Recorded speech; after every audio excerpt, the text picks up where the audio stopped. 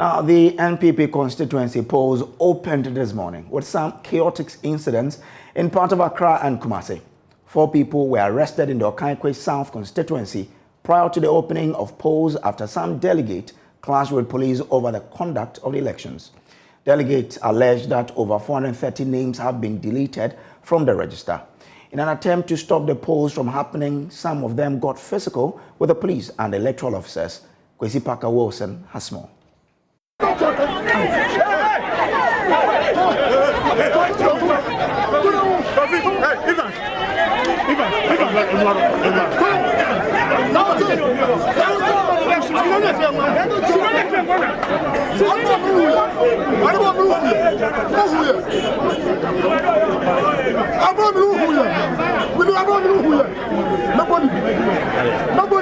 Fight, the two of them fight.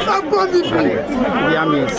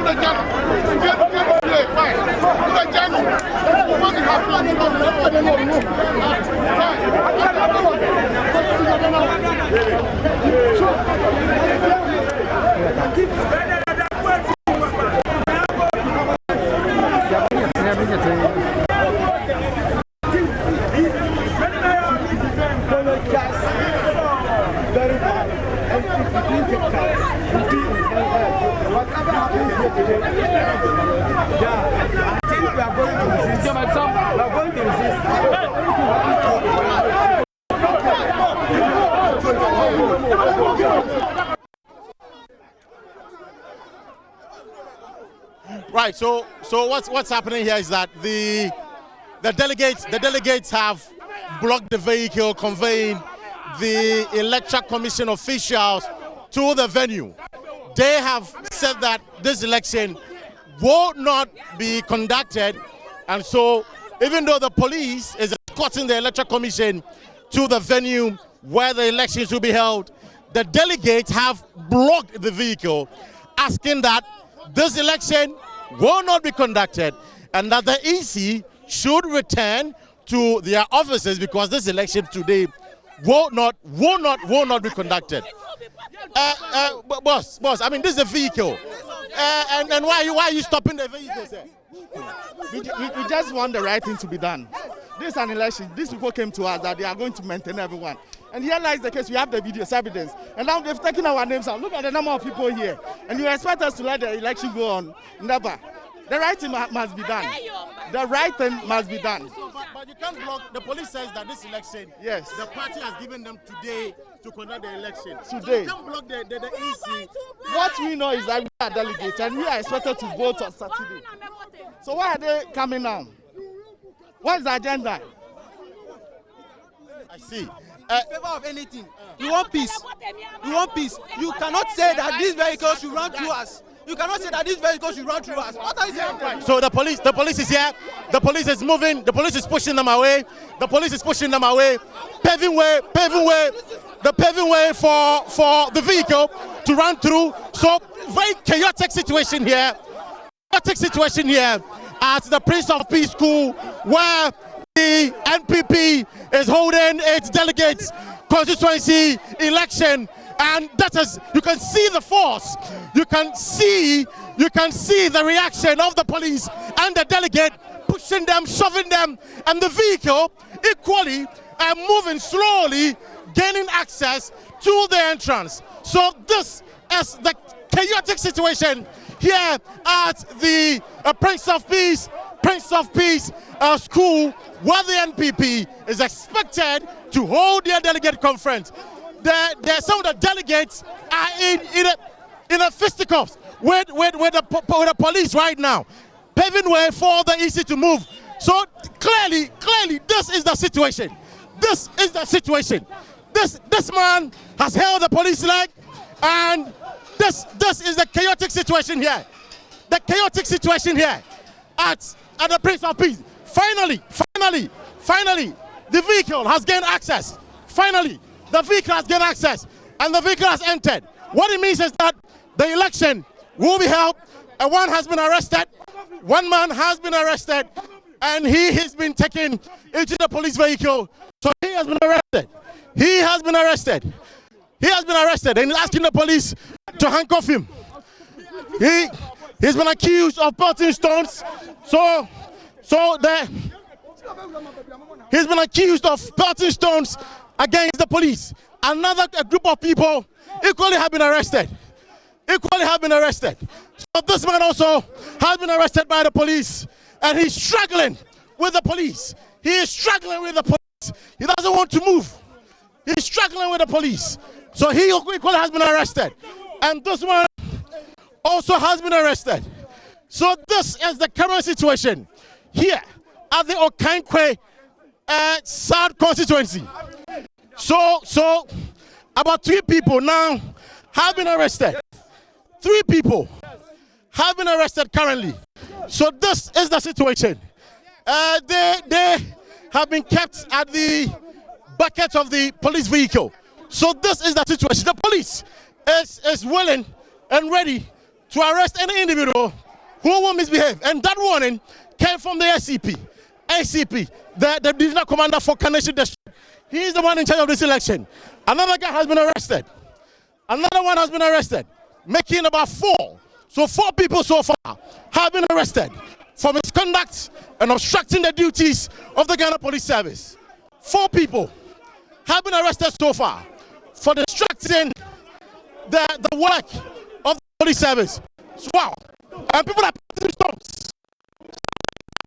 stones. Some of the delegates are pelting stones.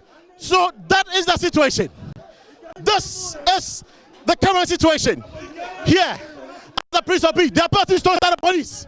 They are pelting stones. The police are running for cover. They are pelting stones at the police.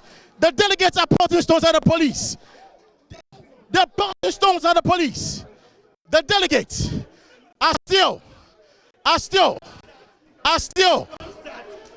fighting in a fisticuffs with the police, pelting stones. A very chaotic situation. Very chaotic situation at the moment. Very chaotic situation at the moment. Here at the Prince of Peace School, Bubuashi, where the delegates. Oh, that's it. So the delegates are pelting stones. The delegates are pelting stones at the Ghana Police Service. The delegates are pelting stones at the Ghana Police Service, and we've been asked to withdraw and take cover behind the police. So that has been the advice from the Ghana Police Service. As you can see the gate is now fully opened, and this will pave way for the conduct of the election. The divisional commander is here. This is the man who is in charge of this election. I saw your reaction with the delegates. Basically, what has been the major problem for you this morning as far as this election is concerned? They are raising issues of the election coming on Saturday and not today, and that some people's names have been removed from the register. And then they went on to also say that they've taken the matter to court and there is injunction. And what I was trying to tell them is that if they have injunction and they go ahead, the party goes ahead to conduct the election. If some people's name have been removed from the register as they are alleged, that is also a basis for them to go to court and, handle their grievances. At the end of the day, we are not expecting them to be physical or obstruct anybody who is coming to cast his or her vote. And the police, as the police, are here to maintain law and order, period. But I have heard some of them saying that this election will not come on. Whether you are here or not, they will block this election because it's been taken off. We are here, as I said, to maintain law and order. And therefore, if anybody thinks he is too big, we are here. We'll see who is big, and at the end of the day, who will be able to maintain law and order so far as this election is concerned. Now, calm was later restored for the polls to begin.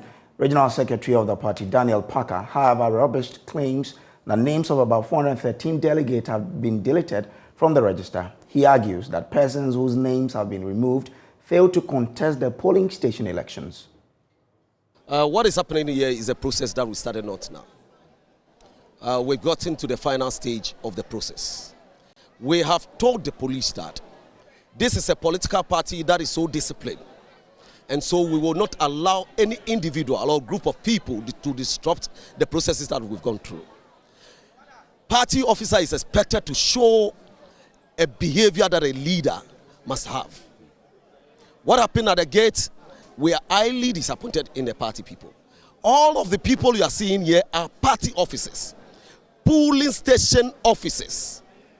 So you come to this place to get into the gate and then come and vote. I see no reason why you have to fight at the gate. But they're raising concerns that, the regional executives, the NP, and some national executives colluded and connived to delete their names. Legitimate delegates, their names were deleted from the register. How do you explain that? Well, I can say they are saying they are legitimate delegates. It is a process, like I said. We started by elections. Okay, we elected polling station executives. It was managed by the Constituency Election Committee. We are electoral area and polling station election committee, which is headed by a regional officer, together with a member of parliament, the constituency secretary, the constituency chairman, research and election officer, an elderly woman, council of elders, and council of patrons. They are chairman. They were all part of the process, and then they've gone through the process and they are done. We continue on by adding an additional person who is the national rep, and then you are talking about a lawyer, an astute lawyer that everybody knows in this country, lawyer Frank Davis. He is the one supervising this whole election. I am not sure lawyer Davis will sit back and watch to let anything go wrong here. They have done the process. They did it very well. We've seen this many times in this constituency. There has been many times that we go to regional elections and Okankwe South is not part of it. The process has gone on smoothly.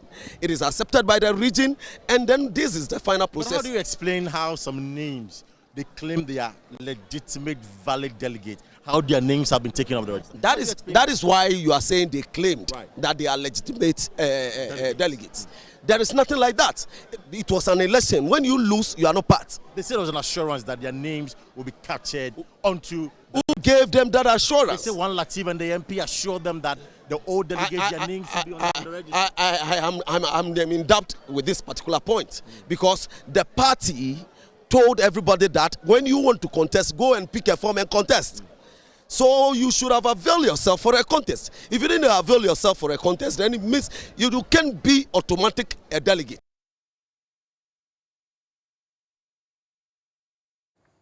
Let's now go live to my colleague Parker Wilson for more. Parker, what more can you report from your end? Right, so great.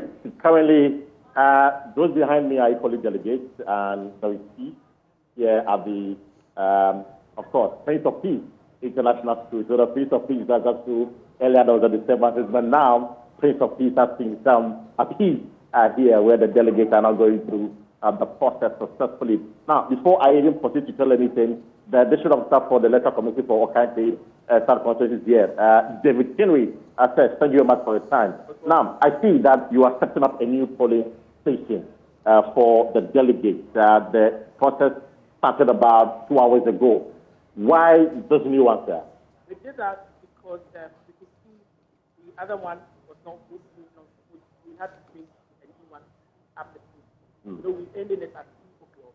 So we want to make sure that at least the other one was not moving on smoothly, so we had to create a new one to speed up the process. We ended it at 3 o'clock, so we want to make sure that at least about 90% of the delegates would have cast their votes by 3 p.m., if not all the 100%. I see. But didn't you know the numbers equally for your adequate preparation? Because some were agitating that you didn't prepare for this election. We did prepare, but it was rather unfortunate that we created only one center. But currently, you've seen that we've created a new one, and I believe, and I'm hoping that by the end or by the close of the process, most of them, at least 90%, would have cast their votes. But for me, before the start of this whole process, it was mad with chaos and violence.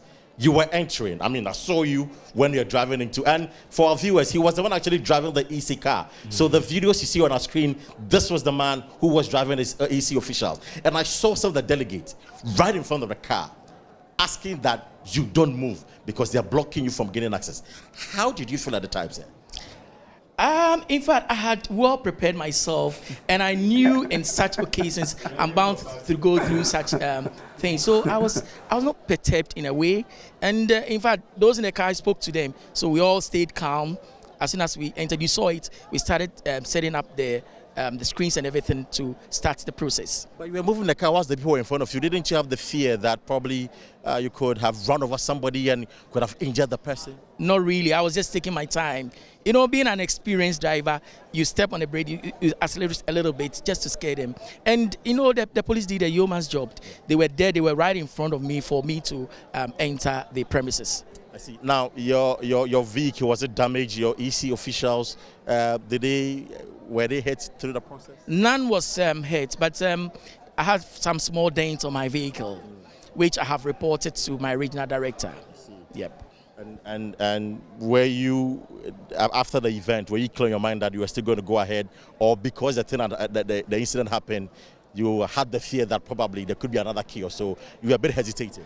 Not really. Like I told you, me and my staff were really prepared for the process, so we were not in a way perturbed. We were really determined to carry on with the process. Yeah. Thank you very much. So, Brace, that's David Chinnery, the Electoral Commission officer for Okankwe South constituency, and he is clear in his mind that they were not perturbed by what happened earlier. They were determined to proceed with the conduct of the constituency election, which you've seen. I can confirm to you that I have checked the records and over 120 people have cast their ballots this afternoon. The rest will soon follow suit. And as you see, this is a new polling center. The other delegates will now go through and ensure that the process is safe. They are ending about 3 p.m. That's what we've been told. And so that is the latest information here at the Prince of Peace. And for those whose names were not captured on the register, they have threatened that they will vote against the NP and equally vote against the government because they believe that they've been treated unfairly. And as a matter of fact, the party would be punished for this unfair treatment. So that is the latest development here. I see some kind of misunderstanding going on here. Some of the delegates screaming and shouting. Well, it's about the queuing. Well, the allegations are some people want to jump the queue and then vote earlier than those who have been here earlier. So that is the situation. So for peace, the police have managed to restore calm and peace to this area. So the voting process has begun and is expected to end around 3 p.m. Of course, after 3 p.m., we'll bring to you who emerged the constituency chairman and the other executive position that people want.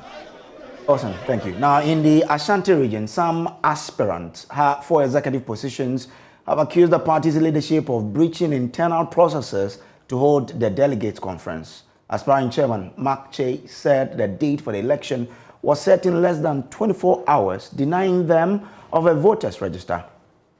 Okay, yesterday there was a meeting. They called that meeting emergency meeting. What emergency meeting was that? The emergency was we have to hold the elections tomorrow. Not giving a chance to speak to one delegate. No, I don't have the album. And I don't even have a polling agent, all right, to write my results for me. Okay, so how do I go on? Is that the way elections are conducted in our system in NPP? No, that's not the way. Not a single delegate. Not been given a chance to speak to one delegate.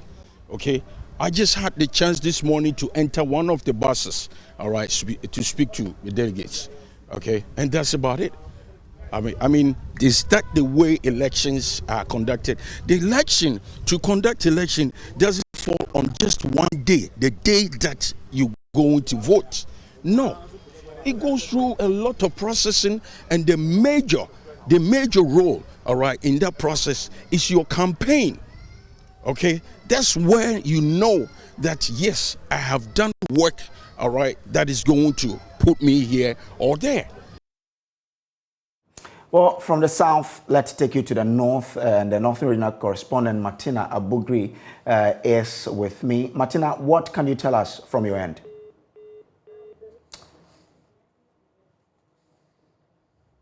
59 voters are expected to cast their vote. Tamale South has the highest, and they have over 1,000 people who are voting this morning. Tatale has the least with 427. Now we have two constituencies that are not voting today. We have Yendi and then Saviligu.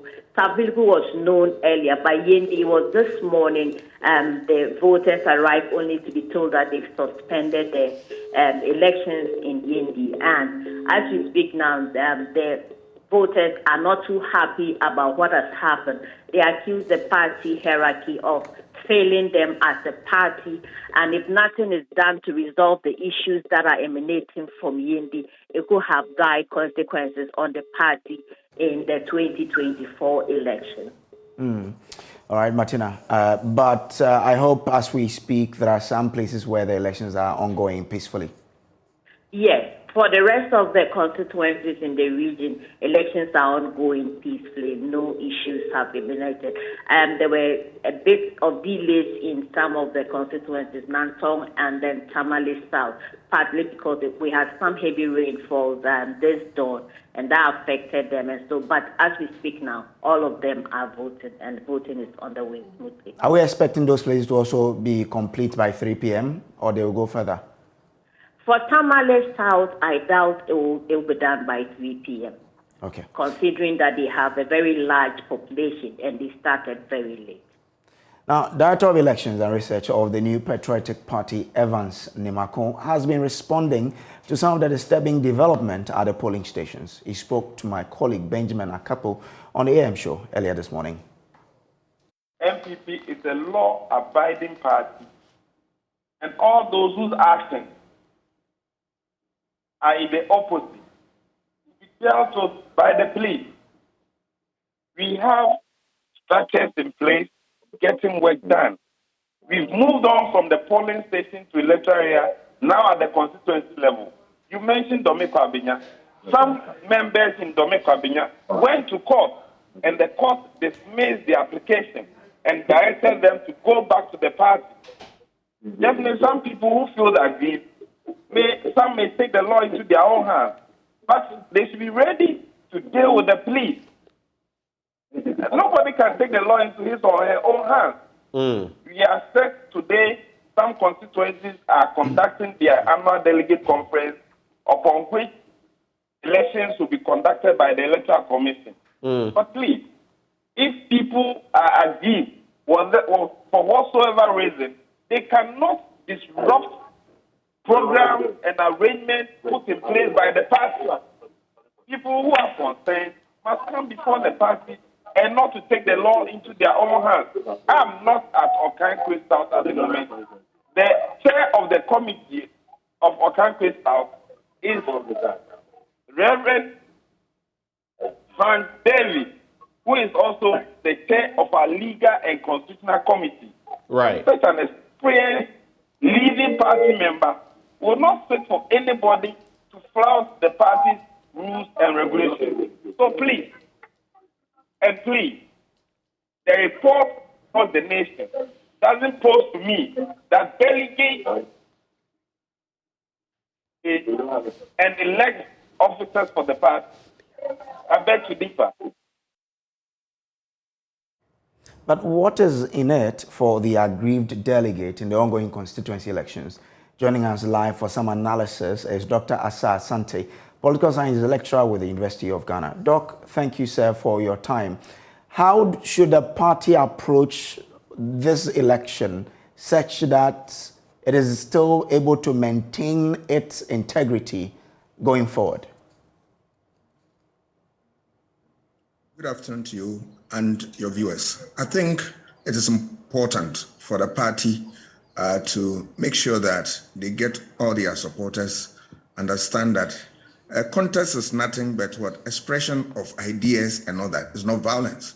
If you want to have your favorite elected, all that you do, canvass for him, vote for him. And resorting to violence will not help anybody.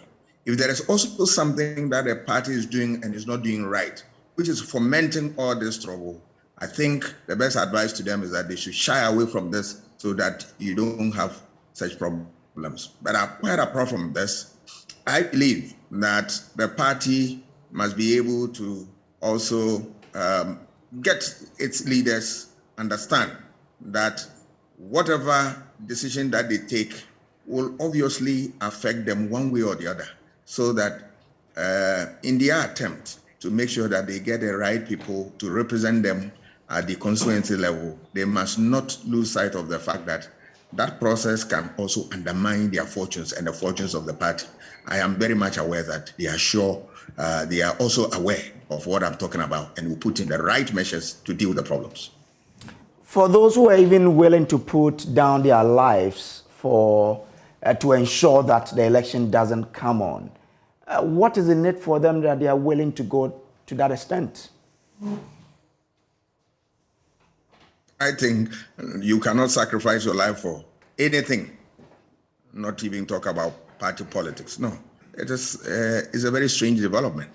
I think that there's a certain field that we will find in the party, and I believe that these little challenges, the party will take note so that when they are successfully conducted this election, they can, after the election, sit down and then deal with some of these issues, because they are lucky that it is starting this time.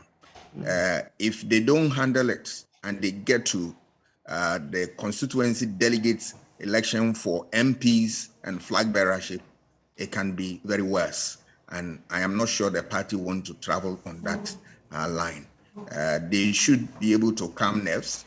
They should be able to talk to their followers and talk to general members of the party that it is a party that they serve, not an individual. They themselves, if there are things that they are doing which are undermining the whole process that they put in place, they must shy away from this, because we have seen instances where the very institutions they put in place, i.e.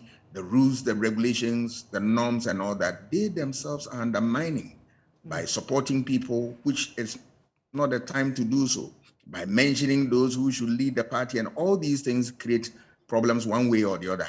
So I think the party must rise above these things and reflect on them, and then make sure that whatever decision that they take, they are able to defend, and it will stand the test of time. More constituencies are yet to hold their conferences. Is this something we should expect happening across the country? If they are not able to deal with this thing successfully, then we are likely to see emergence of these things in another constituency. But I hope and pray that we don't get there, because these things destabilizes the party internal structures and ultimately affect voter choices and then the general elections ultimately. So they must be very careful about this. They should think their concentration should be on the fact that, look, it's the party they want to serve. So anybody who really wants to serve the party, I'm not sure you are in a position to destroy the very party that you want to work and support. That message must be drum home to every human being within the party. Otherwise, they can have a divided party, and that their dream of breaking the eight will be a mirage. Thank you very much, Doc, for your time here on our news. Moving on to other stories, Labour experts are pushing for the passage of the Occupational Health and Safety Bill to safeguard workers' safety. The call comes as Ghana joins the world to mark World Day for Safety and Health at Work, which falls today. Speaking to me earlier on News Desk, Head of Department Social Protection, Occupational Health, Safety and Environment at the Trades Union Congress, Ghana, Nadia Teresa Abuga, said a lot more needs to be done to safeguard the Ghanaian worker, particularly with the passage of the bill. Exactly, we are asking for now is one, to make sure that our occupational safety and health bill that has been on the drawing board since 2017 is given the needed priority so that it is passed into law for us to be able to have the needed systems in place to be able to work under safe environment. Then 2, to resource the labor department, including the inspectorate department, and also offer a review of the compensation system we have in this country. So these are the things we are asking for on this day. Now, a construction worker whom we identified as Johnny Kumi for purposes of anonymity has been sharing his experiences with us. When I came over to the company and was elected as a supervisor, according to the workers who have been there, they have never received any gloves, safety boots before.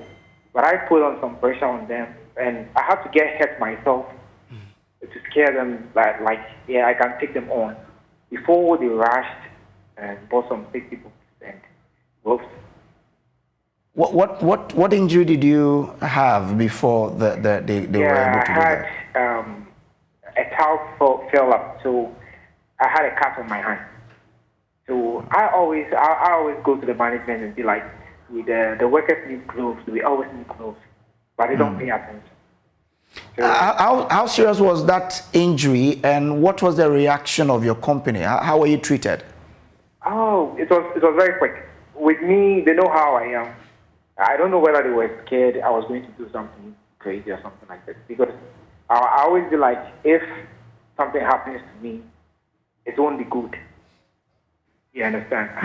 I mostly say that because we need safety staff. And even with this first aid box, I had to fight. Someone had to get hurt before the body. I put pressure.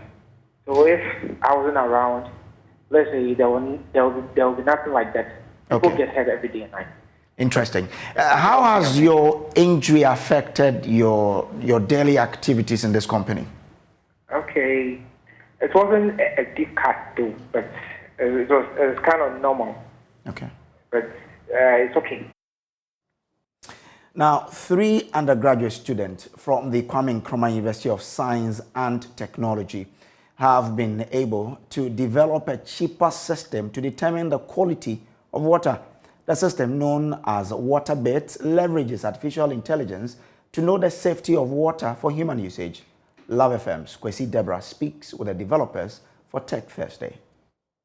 The team comprises Esther Bwajua Bankwa and Martha Sinam Kekeli Demenya from the Computer Science Department and Gladys Obobi from the Biomedical Engineering Department. According to the developers, their focus was to offer solutions to problems in Africa, particularly SDG Goal 6, that's clean water and sanitation. They indicated that their concept was based on how the properties of water are affected when there are a high number of pollutants. These properties include pH, conductivity, dissolved oxygen concentration, biological oxygen demand, and mineral concentration. These properties can be used to determine the quality of water and hence can be used to classify the safety of water for drinking. WaterBit is basically to solve, water quality problems. And one would ask, why is that necessary? You see, these days, a lot of water bodies have been polluted because of, our own human activities, such as mining, and using, dangerous stuff for fishing.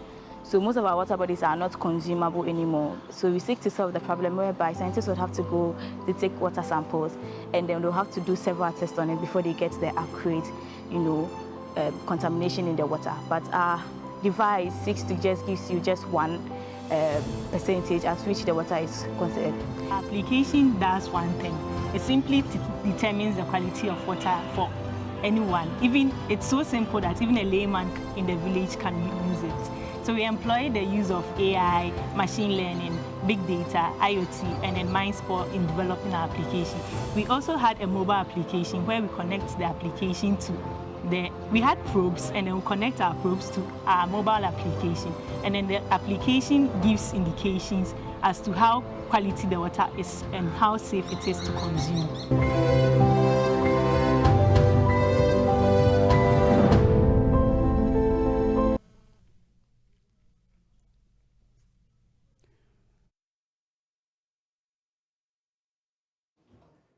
All right, so now time for us to bring you business, and my friend and brother, Daryl Cole, joins me in the other studio with it. Thank you, Samuel. Now, President of the Insurance Association of Ghana, Shaibu Ali, is urging insurance companies to focus on growing the macro sector to deepen coverage. Speaking to Joy Business at the launch of a new complaint management and advice bureau, an avenue set up for policyholders and the general public to share their grievances about claims, Mr. Ali said that is the way to grow the sector. Approximately 40% of the working population in Ghana have signed up on one form of insurance or the other. But Shaibu Ali believes to increase the number, insurance companies must widen their net. Very minimal. Why have we taken out pensions? Why have we taken out health insurance and all that from the bouquet? If we add all these things, the bouquet stands a better chance of growing and the percentage will be higher. But for now, we are stuck to this. How can we increase penetration in the country? I think we need to move away from the over-concentration on the big-ticket businesses to the informal sector, the micro-insurance sector. We have Ghana is just about 40% insured. The 60% is uninsured. Go to the villages. So many people don't even know what insurance is. So for us insurance people, we should stop chasing the city dwellers who know insurance and are buying insurance, most of whom are compulsory insurances. To the villages, come up with micro insurances that are relevant to them. Sell insurance to somebody that costs him 10 Ghana cedis, 20 Ghana cedis. That will protect him for his property. That will protect him for his health or his life. And all this would, in the long run, come to increase the penetration for us. But if we continue to concentrate on the 40% alone, that cannot grow the pie. So we need to start to think outside the box. Reacting to perceptions about delays in payment of claims, Acting Chief Executive of the Ghana Insurers Association, Dr. Kingsley Kwebasin, revealed that most insurance companies pay not less than 4 million claims on daily basis. Now, currently, the issue of complaints, I can assure you that it's mostly due to perception, because insurance companies pay over 4 million Ghana cedis in terms of claims every single day. So what we have not done well is to send a message for people to understand and appreciate that we pay claims. We have not trumpeted our activities enough. And so this campaign seeks to assure people that, contrary to perceptions, that there is no avenue for you to seek redress or in terms of claims, we are trying to demystify that issue and then make people aware that there are opportunities and avenues available. Ghanaian musician Kwame Ntiapao, popularly known as Ochame Kwame, is the brand ambassador for Complaint Management and Advice Bureau. And I think that the conversation on insurance is very, very key. The development of every nation is actually hedged on insurance.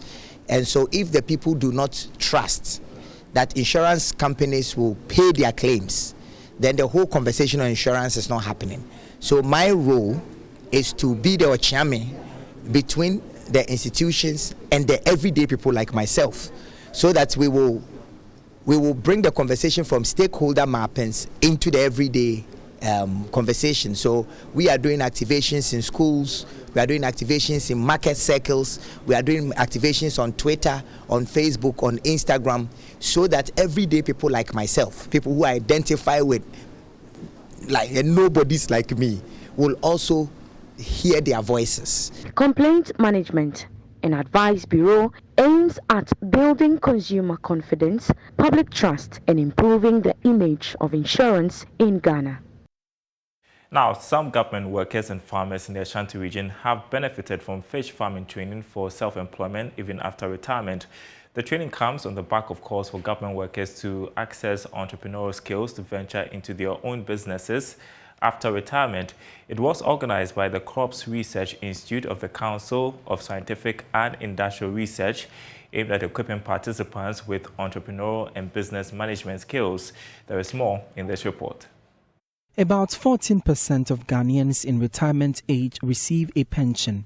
As of 2018, there were close to 1.9 million people in Ghana aged 60 years, with about 270,000 of the figure receiving pensions. Many pensioners have had to rely on meager financial resources to fend for themselves. Director of the Crops Research Institute, Professor Moses Mochia, explains the motive for the workshop. We have also realized that of late, people need a lot of resources to go into fish farming. But we sat down and developed a simple thing, a collapsible pond that all farmers can easily afford. And also people are saying that when they go to pension, what are they going to do?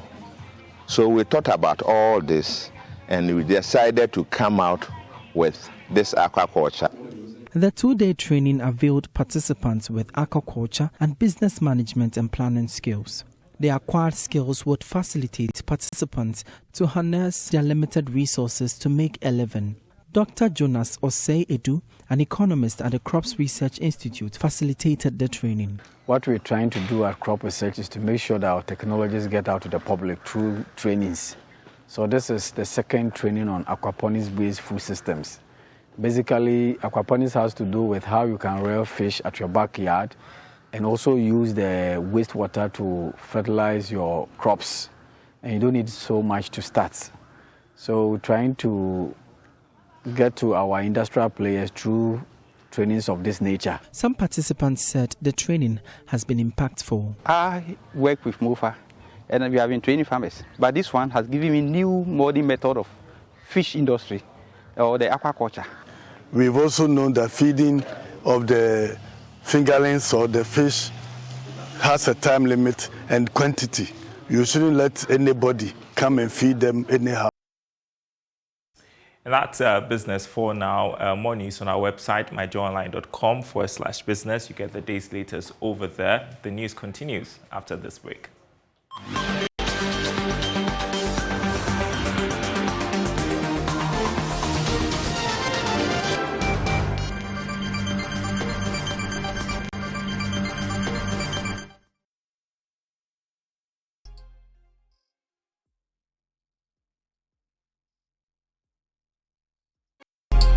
Time now for some latest updates in the world of showbiz. My name is KMJ.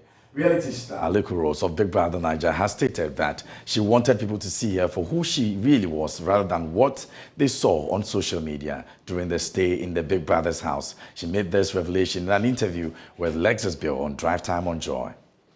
For me, I'm a very shy person, so that's why my friends are like, my circle is very small if I went to the house. So I'm like, my one challenge was like, how am I going to fit in? How am I going to start a conversation with these people? And for the fact that I'll just sit on my own and be thinking like, I don't want people to like me or love me because, oh, we're not Little Rose now from TikTok, Instagram and all that. Yeah. She has 700,000 followers. I want people to see something in me and like, I love this girl for this. I'm going to stand this girl or vote for this girl for this. Yeah. So it was like so many thinking, and at the end of the day, you know, like, I was like, let me just be myself and be real. let me just be myself and be real.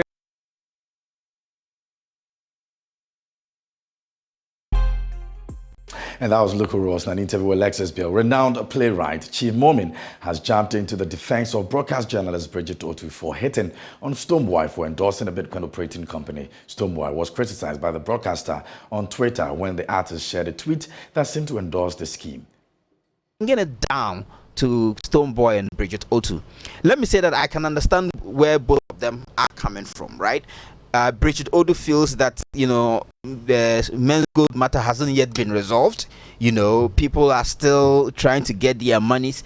And if you were one of the lead voices who was an advocate for this brand, then you should be a bit more cautious in projecting something, especially when it's coming from that brand. Did Bridget Otu even know that it was no, a men's gold? Yeah. There's been no evidence whatsoever that it's coming from there.